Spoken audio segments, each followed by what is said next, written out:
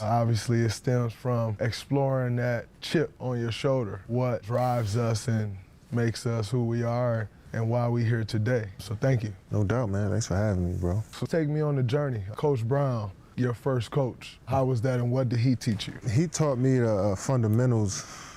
I mean, it felt like fundamentals of the game, but it was like truly fundamentals of life. What it's going to take for me to survive as a human being, a maturing human being. He put this game in front of me, told me the fundamentals of it, the balance of the game, the history of it. I just started to understand that for one, but also started to see life a little bit clearer too. It was one of those special times in my life that I always revert back to, you know. You hear the cliche saying of everything you do at game speed. To me, that is the most cliche statement in the world. Yeah. Except for when it comes to you, you actually do every rep game speed. Does that come from him or does that come from somewhere else? Yeah, he built the foundation. And the cliche stuff, I mean, I am cliche. I'm simple, I'm efficient, I'm to the point. That's what my game is. And a lot of the best stuff to me is cliche. So I just tried to approach every workout like a game, every game like a workout. And then you go to high school and you went to several different high schools. Yeah.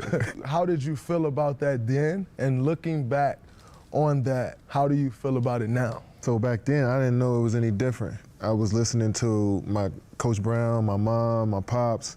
Like, this was where the best competition was, so I would switch schools every year to move up a level. People have tried to make that connection of you being at several different high schools to now you being on 3 different teams. What do you say to that or those people? Yeah, I mean, I feel as though at each spot, even in high school, my game was growing so fast. I need to be in a different environment to see how farther I can go. And why Texas? In my opinion, Texas is a football school. Yeah, it is. It is. It's a football state, but underneath all of that is some incredible athletes on the basketball side. It was just a perfect situation, and then being in Austin, it was like, you know, the city itself, you know, it wasn't a normal college town. It was like being in a major city, so it was perfect for me. I know growing up in Saginaw, for me, being the tallest kid, everybody always wanted me to play center. Mm-hmm. And I was fortunate enough to have my uncle who just taught me how to dribble and taught me guard skills, but I still always end up throwing at the center, whereas you're 7 feet. You'll never admit it, but you're 7 feet. You never played the 4 in your life till you came to Golden State, really. And I played a little bit in college because I couldn't dribble that well, but I was still on the perimeter most of the time. And when we went small, that's when you would play the 4. Whose idea was it, like, to never just stick you on the block because you were always taller than everybody? Coach Brown and Coach Chucky, like, they would see me every day just running up and down the court, like no ball in my hand, just running around with kids. And they seen my agility outside, running, playing football and stuff, so they seen that I wasn't just a stiff. So you calling me a stiff, all right, bet, Coach. I mean, nah, you ain't no stiff, dog. And you're not even big, bro. You're like 6'6", like, and you play bigger than what you really are. But most guys that's tall and skinny, they can't really move at the same time. And, you know, I always wanted to be a point guard and shooting guard. I was just growing so fast. So some coaches did just stick me underneath the basket, but if I get a rebound, I go coast to coast. You know what I'm saying? If I shoot a jump shot here and there. So I was showing flashes, but it wasn't like this. You know what I'm saying? Yeah. I developed this over time. I remember reading a statement where you said, I'm tired of being number 2. I was the number 2 pick. I was the number 2 player in the country. Where was that coming from? Like, and why did you feel that? Like, yeah, because we had just lost in the finals. And I felt like we was right there every game. And people was like, man, good job. Man, y'all did great. Like, you guys are young, y'all be right back. And I was like, I don't care about that. I wanted to win that series and I want to win a championship. And that's where that came from. I was just, people wanted me to accept being second so much. That was never my mentality ever, always to win the game. And, you know, I appreciated people like respecting my game, but I was like, I wanted more for myself. And at that point, that's how I was feeling. First 9 years in OKC, and then you decide that you leave in OKC. And you ultimately decide to come to the Warriors, knowing that the scrutiny would be there, knowing that, you know, everybody would say the Warriors were this great team, but you still ultimately made the decision. Why was that? Was that driven by, I don't give a fuck what y'all think, this is good for me? Or was that just, was it strictly just a basketball decision? It was a basketball decision, but I knocked down the not giving a fuck ladder with that too. You know what I'm saying? It kind of knocked down two birds with one stone with that. But it was mainly, I felt like I was the absolute perfect fit with what you guys were doing on both ends of the ball. And I knew my game had reached a point where I needed to really see what that looked like. And I thought that was just a no-brainer. I would do that shit a million times. And, again, I didn't second guess at all. And I knew that's what I wanted to do when I was going into these meetings. But I really just had to confirm, go through the process. But I knew from watching the games, just looking at interviews, just seeing everything that y'all about, it's like that's the way I wanted to play, and that's the way I need to go to, continue to keep getting better as a player. So once I tunnel vision on that, I knew everything would come afterwards, and it was just me going through that experience and see how I was going to deal with it. And shit, it went perfect. You then do 3 years there, 2 championships, would have been 3 had you not got hurt. Easily. But in my opinion, after year 2, you were over it. You were done with it, and you were on to the next thing. But we had the opportunity to three-peat. And in my mind, what brought you back to Golden State for year 3 was just the opportunity to three-peat, but it didn't feel right for you no more. Am I right, wrong? That's interesting because a lot of people, that's just a talk around me the last few years, and I get what people are saying because before I got to Golden State, I was just happy-go-lucky, just bright-eyed to the experience, not knowing what was ahead. By the first year, I knew exactly what we needed to do in order for us to win every night.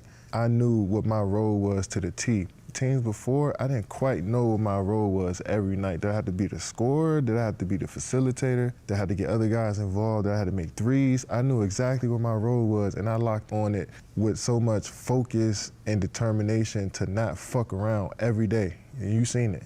From workouts to practices, shoot-arounds, film, I was super locked in, and it made people on the outside look at me like, hold on, is he enjoying this? When I dive into something like that, with that level of focus, I don't want to be anywhere else in life. That's the most enjoyable experience I ever had after that first one. If that was the case, I wouldn't have played 78 games that year. I would have just waited to the end of the season and tried to play in the playoffs. I played every game.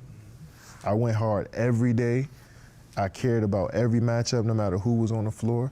Just my look and feel is energetic or opening as it was before. And I like that. I like that I was closed off and focused on my work. I just maybe should have communicated that with more people who were interested in knowing what I was going through, but I had the most fun locking in and completing the task. You know what I'm saying? Because I knew we was going to win every night. And it's rare to get to that point as an NBA player, knowing you're going to win every night. So I just try to focus in and stay in the moment more than anything. And for my own personal sanity, because I've been getting my ass kicked ever since you left. So just for my own personal sanity, how much did our argument against the Clippers drive you to ultimately lead the Warriors? It wasn't the argument, it was the way that everybody, Steve Kerr act like it didn't happen, Bob Myers and tried to just discipline you and think that would put the mask over everything. I really felt like that was such a big situation for us as a group. The first time we went through something like that, we had to get that shit all out. I remember watching The Last Dance, and when Scotty didn't go into the game, the whole team in the locker room said, Scotty, that was fucked up that you did that. We needed that.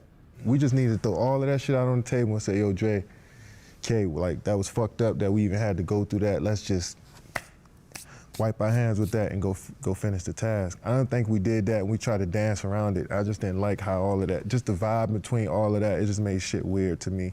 And I'd rather us be who we say we are, family first. Communication is key. We didn't show that, and that's what rubbed me the wrong way more than anything. When we landed back from LA, I sat Hazel was sitting in the car for an hour and 45 minutes. They pulled me in that room at Signature for an hour and 45 minutes, and they tried to tell me, you need to apologize. And I told them, I'll talk to Kay, but y'all aren't going to tell me what I need to say. Mm-hmm. And, they went on for an hour and 45 minutes saying a bunch of bullshit. And ultimately, they realized, all right, we're not getting through to him. We're going to try again in the morning. And so we met the next morning, and they said, all right, you slept on it, you ready to apologize? And I told them right then and there, I said, y'all about to fuck this up. I said, the only person that can make this right is me and Kay. And there's nothing that y'all can do, and y'all are going to fuck this up. And in my opinion, they fucked it up. I think so too. And they told me right then and there, like, we're going to suspend you for this game.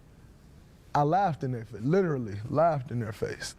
And Bob said to me, he said, wow, that was not the reaction I was looking for or expecting. And I said, well, either I'm gonna laugh in your face or I'm gonna cuss you the fuck out. So you pick, I'm gonna choose laugh. So I think what you're doing is funny, and so I'm gonna laugh. And so it's interesting to hear you say essentially the same thing that I told them that day. But, you know, and moving past that, kind of along those same lines, you've now played with Russ, who I think has an incredible chip on his shoulder that sometimes goes too far. Mm-hmm. Myself, who has a chip on my shoulder that sometimes goes too far. Kyrie, who has a chip on his shoulder that sometimes goes too far. And James, who has a chip on his shoulder that probably sometimes goes too far. And playing with all the guys that you play with, that you could say, he probably go way too far. We all go too far, bro, and we all got major chips on our shoulders. There's a million of us. Imagine a million people trying to run into this door right now. Somebody gonna get elbowed, kicked, pushed over. Like, we all trying to fit into a one-peg spot. Millions of us trying to fit into these 12, 15 spots on teams. So we gotta have that chip on our shoulder, and I always appreciate the people that acknowledge that it's tough to make it to the league. And I had to kick a lot of motherfuckers down to get here. I had to shun a lot of my friends and sacrifice a lot of the personal shit that I loved as a kid so I can get here. So we all of us naturally are underdogs, got chips on our shoulders because it's hard to make it to this point. But the person that went too far was always Draymond Green. I mean, to the point where I felt like you were trying to establish that you're not playing around. Like, you're not gonna walk over me, even though I was a second-round pick and I'm undersized and I'm not as skilled as y'all want me to be, or I don't play the way y'all traditionally like for people my size to play. I felt that same way about Russell Westbrook because of his story. I felt that same way about James Harden because I know his story from, like, when these dudes was kids, what they had to go through as everyday people, not just on the court. It's hard to make it through life every day, you know what I'm saying, when some of these people come from, you know? So I started understanding that about people. I'm realizing, like, now I see why they show their ego, they show the pride that they have, they show the chip that they have on their shoulder, because it's hard as shit to make it every day, you know what I'm saying? But you pushed it to the limit where it's like, it's cool for me to be who I am and be and not apologize for it all the time. Because, you know what I mean, you ain't mean no harm to anybody, but shit that you want it done, you want it done. And we all respected that. And we all kind of looked up to that as guys that come into the league and want to fit into this system so bad. You know what I'm saying? Like, wanting to be a part of this whole thing.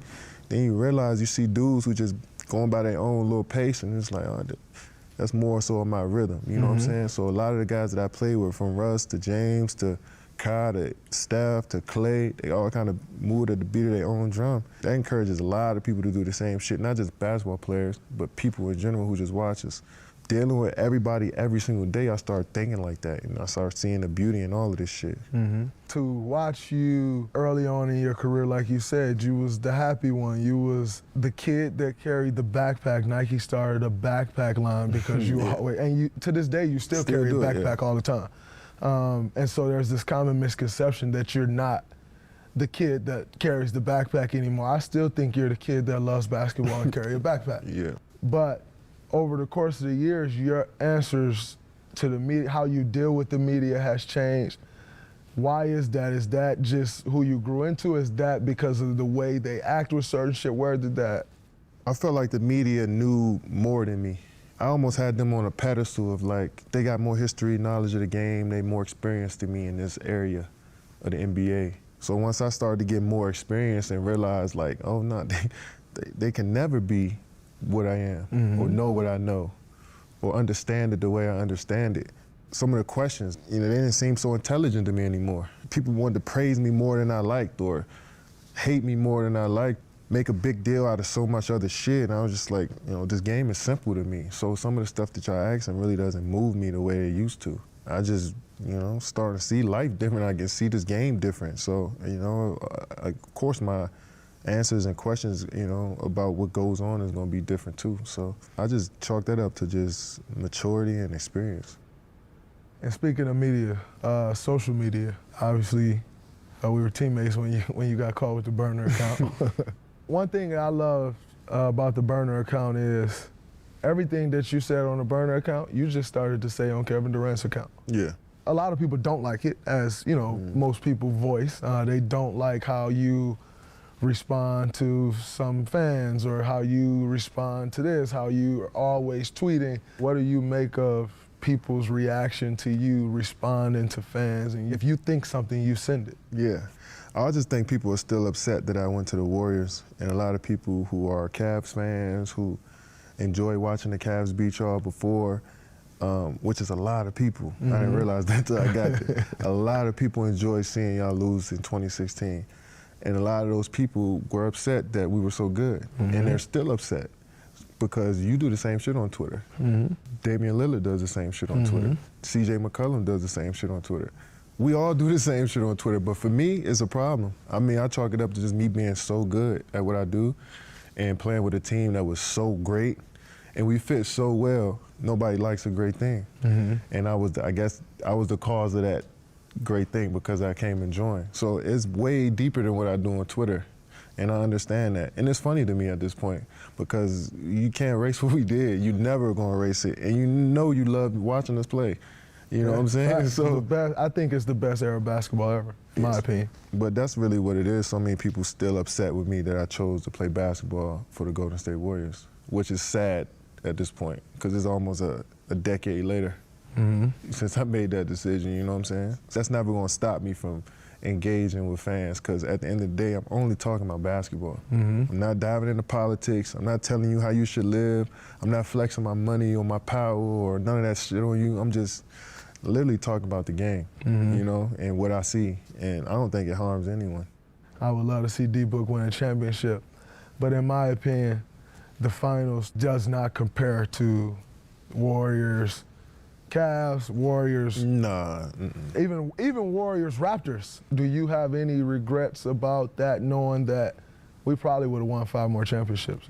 Nah, I don't have any regrets at all. I felt like we did exactly what we were supposed to do. And I wish we would have three-peated because that's rare. And we were like right there. But I don't have any regrets at all because I feel like if we just stay healthy with the Nets, we had a great chance of finishing too. So, no, I mean, being hurt for that year really changed my perspective on everything that I was doing and everything that I did before. I looked at that time with playing with the Warriors as so special to me, but it was time to move on.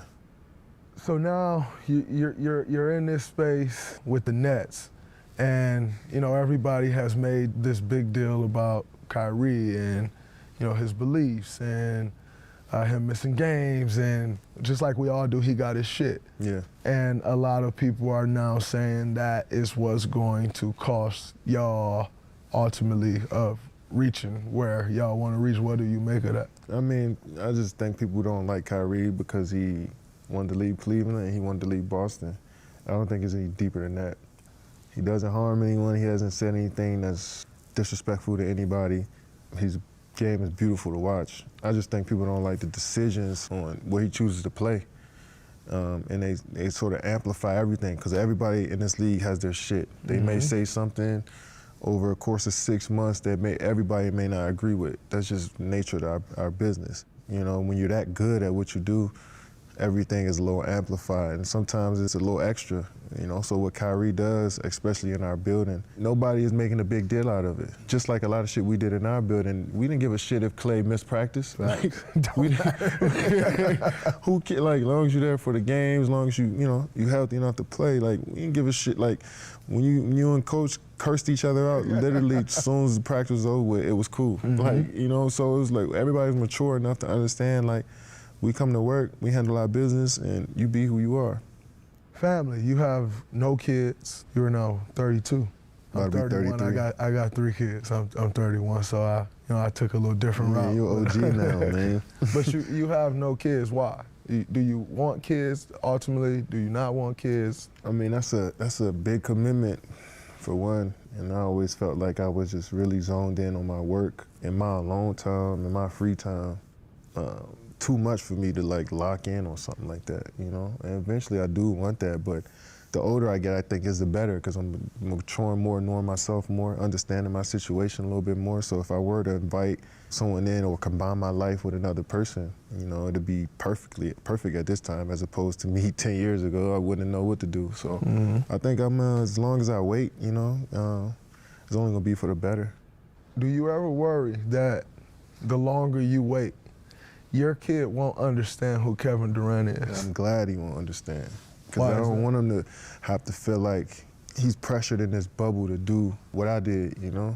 And as long as I'm playing, like, this bubble is always going to be about making it to the NBA. So if you see a little KD out here, nothing but you expecting him to be a basketball player. So, like, I don't know if my kid are even going to be that tall or fall into the game like I fell into it. Who knows? So I'd rather just me tell him, you know, over time what I did. I don't want any pressure for anybody that's coming into my world to do what I like to do. I want them to explore things on their own. So what's next for you? You got, you know, probably 10 more years left of hooping. I hope so. What comes after that? Have you gotten there yet, or are you still just so locked in on basketball that it's just that? You know, I definitely want to stay involved in the game. I'm learning so much now. I don't know where I could use it at. Coaching, GM, ownership. I feel like I'm gathering so much knowledge that I could be useful in any part of this game.